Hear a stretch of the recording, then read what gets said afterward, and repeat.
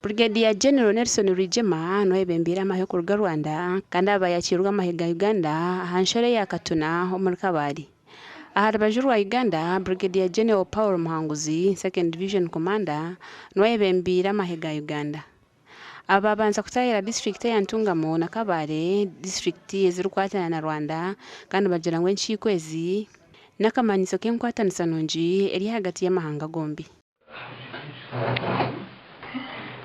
Division Commander owikiriza kuturabyaha nawe ni Musima Munonga.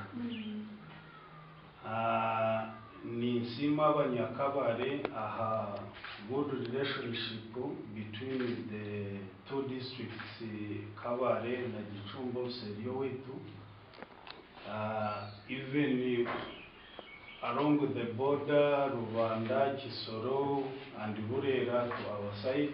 Have been meeting, interacting, but purposely to strengthen our border relationship, cross-border, fight cross-border crime jointly, to support our border communities, to interact and conduct businesses freely.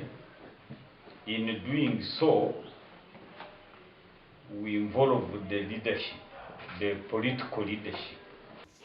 Babembezi ba district zombi basime nkwataniso nonjeji eri hagati y'amahanga aga aiba kugira ngo yongere kwera by'umushuburo hagati y'amahanga go no kutunguka. Need also to benchmark.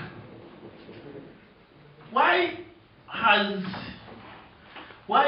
Rwanda managed to maintain those terraces for enhancement of agricultural production, whereas our people are running away from hills into wetlands, degrading wetlands? And on behalf of the people of Kabare, I want to welcome you to Kabare Chigezi. Chigezi is the Switzerland of Africa. Sometimes I cross and I talk to my brothers there. And there is nothing, any border issue we've really had since I assumed this office for the last 3 years. Olukiko niruza kumara ibiro bishatu ahari Las Vegas muri Mbarara City okutandika n'erizoba.